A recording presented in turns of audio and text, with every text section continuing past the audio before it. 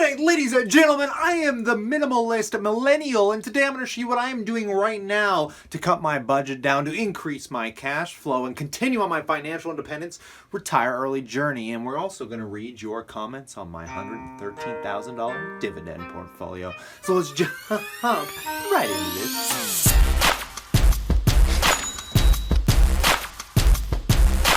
Welcome back, my passive income investors alike. Obviously, I'm taking a little bit breezier today to try and remind you that it doesn't matter what you wear, who you are, what you're doing. We all can take advantage of what I'm about to teach you today, and it's going to help you guys out on your own financial independence, retire early journey. We're going to start talking about, guys, what I am doing to optimize my life right now, to get everything in order, to get me to my goals of where I want to be in my career. But it starts with saving money on little things so we're not trapped to a desk like a chain and ball, running a marathon for no reason other than to buy things. I like buying time, not things. And the way you buy time is simply by saving and investing money and letting that money make you money to buy you time. 4 categories for me as of right now. So currently my car, this is gonna blow your mind, but because of the work I do, I travel a lot, and currently my car is costing me somewhere around $600 a month.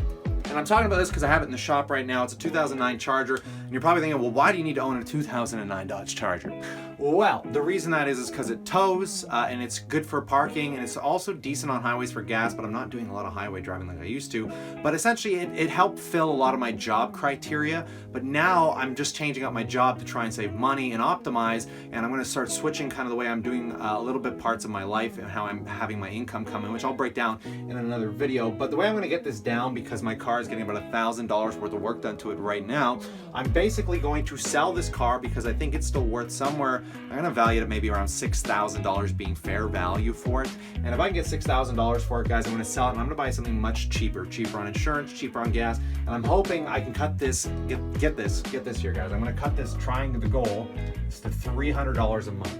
I'm gonna try and cut that in half, including insurance and gas. So that's where the new goal is. It's because if I can drop that down, that is going to save me a crap ton of money a year alone. But moving to the PC, guys, I own an insane PC to make these videos for you, but I don't think I need the PC I have. Are you a computer nerd, guys, like me? Well, if you edit as much as I do, you probably have a fairly decent computer at home. But the fact is my PC, I put way too much money into, and now I'm not portableized the way I want to be. And I want to optimize and portableize. And the way I got to do that is get rid of my home PC. I'm tired of sitting in a room editing and doing everything, all my work on this one location. I want to be able to travel and optimize, so I'm going to sell this PC and use the money to buy myself a laptop. So this is going to get sold, and I'm hopefully going to get somewhere around, I'm going to say at best, I'm hoping for the minimum of about $1,500. This computer I put about $4,000 into, so I'm hoping I can at least get that, because what I'm going to use that money for is to pay for a laptop. Then I'm going to trade in my old iPhone 6S because it's starting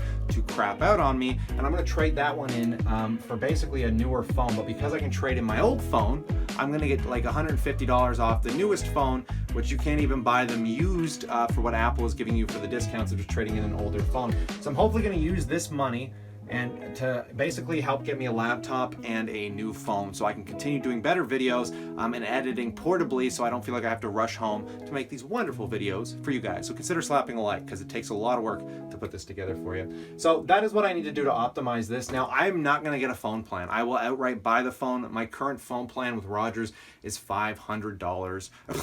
$500 like a year. It's about $600 a year, guys. I spend about $50 a month on my phone bill, and I do not plan on letting that go any higher. I'm really happy with how optimized my phone plan is now. So any phone I buy, I will be buying outright with cash.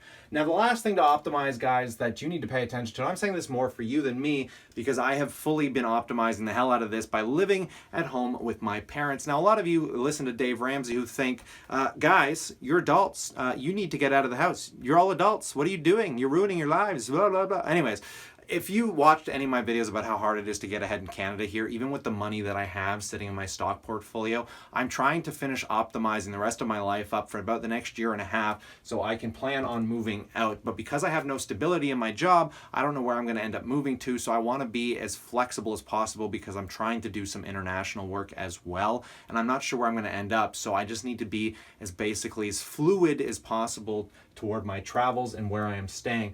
But if you guys are living living somewhere very expensive and you have student loan debt, or you need to save money and you don't have the option to rent from your parents, which always cost way less than renting from an apartment or something like that, consider the cheapest options out there. And if you need to save money, this is what I would be doing. I'm not talking about living in a van.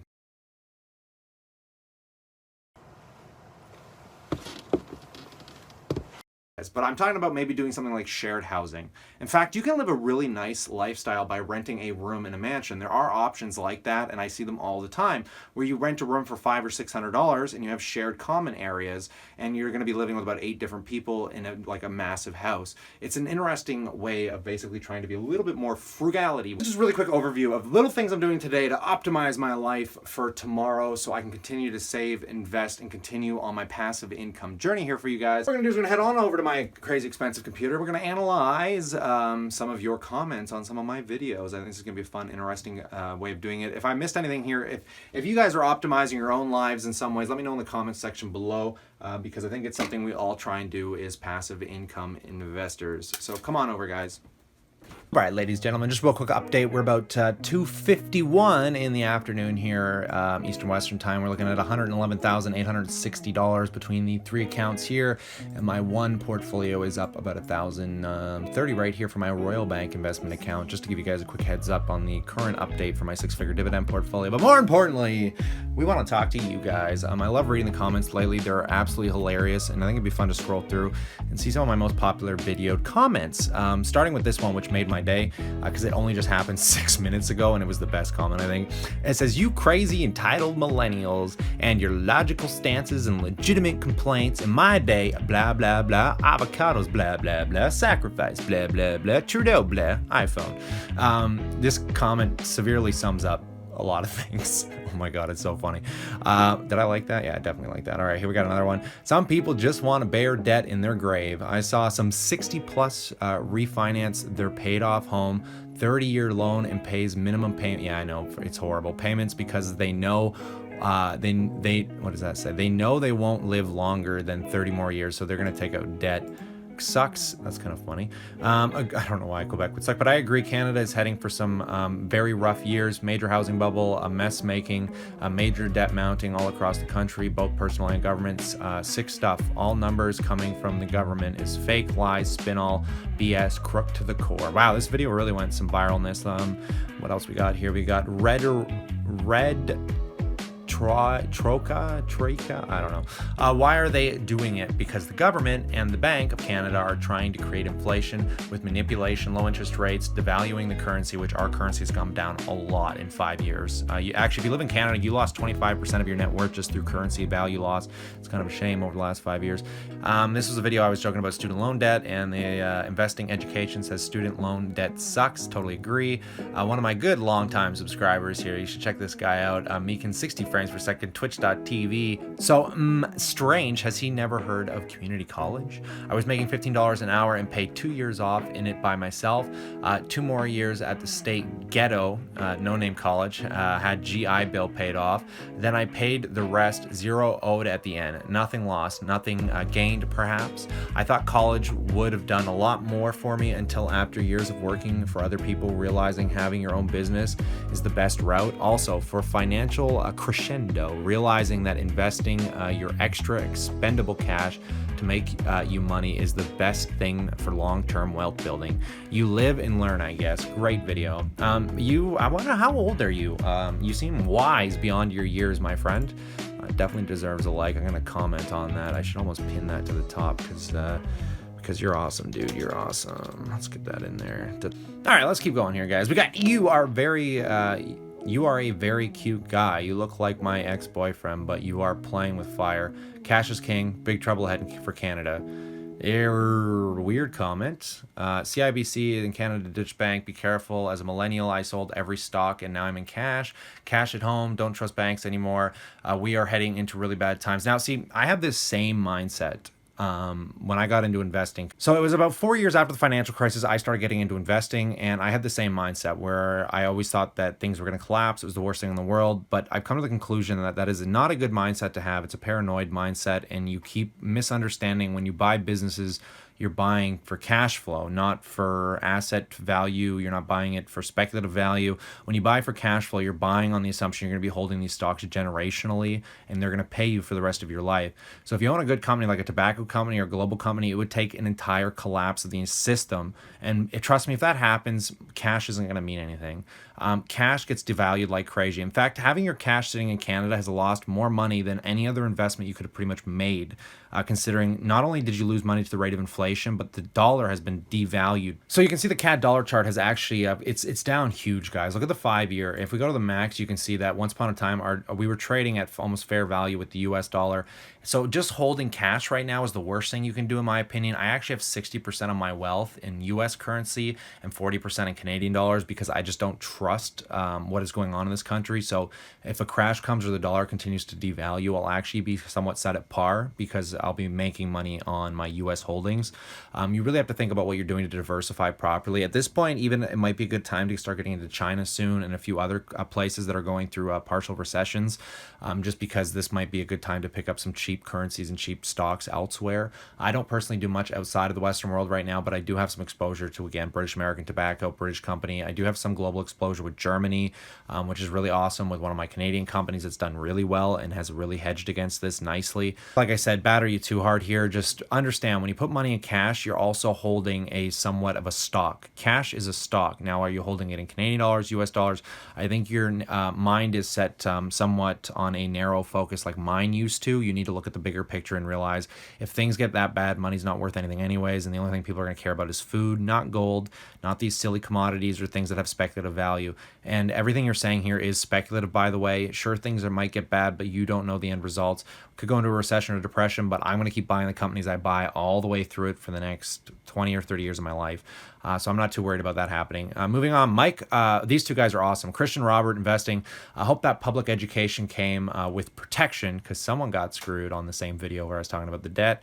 You should guys check him out. He's doing some interesting stuff right now. He's looking at doing some maybe home building. Interesting stuff going on with Christian there. Mike, personal finance. A new guy kind of coming up here that I've noticed. He says, Mike, personal finance says, he said, a public education. What public school costs that much? This guy doesn't understand money that well, and I totally agree. I really wanted to know where this guy went to school and what he went to school for, because they don't actually talk about it in that clip. So you can tell they kind of keep that under wraps. Here's another one from the Canadian real estate verge of collapse. What do you mean by it covers the rent, but I don't make anything? If someone else is paying your mortgage, then you are making you're making money on those real estates, right? So this comment, I can see where he got confused. I noticed when I rewatched the video, it was a little convoluted the way I mentioned this, but I said that if you buy real estate in Canada, you don't get cash flow. And what I mean by that is, usually when you're buying a piece of investment property, you're buying a property to rent out, you want to make enough money to cover the mortgage, and then at least you want to make, my recommendation is no less than about 4.5%, but ideally 5 to 6%. If you invested $50,000 into a property, you took out maybe, I don't know, maybe a $200,000 or $300,000 mortgage, you put $50,000 down. On that $50,000 you put into the deal, not only do you want enough money coming into the rent to cover the mortgage, but on that $50,000, it'd be nice to actually, and this is normal for investing, by the way, in real estate. This is what they teach you in real estate, is you want to start cash flowing at least somewhere between 4.5 to 6% starting. The higher the better, obviously, and that is just cash flowing money on your original investment, your down payment. So you need to be able to cover the mortgage and make at least somewhere around 5% is always the goal, and that's literally what anyone will tell you. That's what Grant Cardone says. Anybody that tells you about investing, you need to cash flow positively, so that way if you need to fix something like a toilet breaks, you have cash flow to fix it and also a little bit of extra money to put in your pocket every month. And that's how you cash flow property, because now you're paying for a house that someone else is paying for, and you're putting a little bit of money in your pocket to help deal with all the minor finances, and also maybe put a bit extra food on your table as well. That's how passive income works with real estate. But in Canada, if you bought a home literally 3 years ago, you lost 20% of your net worth and you can't cash flow positively. So just because you're making enough rent to cover the mortgage, you're not putting any money in your pocket. So if that tenant leaves, now you're out money, and then if the speculative value of that property goes down like it has, now you're literally paying for a mortgage that isn't even worth what it was 2 years ago. It's really bleak here in Canada. You guys should take some courses, maybe check out Grant Cardone, Meet Kevin, Concrete, there's Graham Stephan. There's so many videos on real estate, and trust me, you want a cash flow. You don't want non-cash flowing real estate. Rochester, but it's been around for a while. He says that guy won't get a loan for a house with that kind of debt. he has bad credit. I'd like to agree, but I've been seeing a lot of people with student loans get homes because he is paying the credit, and they like that he's paying the credit, so they probably mortgage him a home if he can afford the payments. But I don't think he will unless his parents help him, because the guy isn't making any money anymore. Like he said, he cut his job down in half. But Rochester's awesome. You helped set up a lot of my accounts back in the day. Here's an OG sub from the OG early 6 months ago when I started my YouTube channel. This guy actually helped morph some of my accounts. He helped me point me in a direction for U.S. Holdings and collecting U.S. dollars. I will read a few more and head on here. We got, I think that guy was paid to be foolish, like the Jerry Springer show. I'd like to agree, but I don't think so. These guys are pretty hardcore. These new videos they're doing on Millennial Money are actual people that have been through these circumstances. They verify. Brett Audrey says, brilliant. I thank you, sir. You're pretty awesome.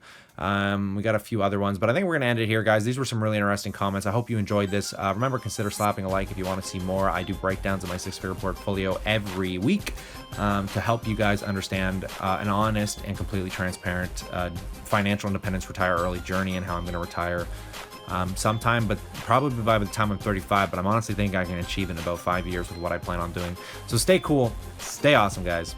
I look forward to chatting to you real soon.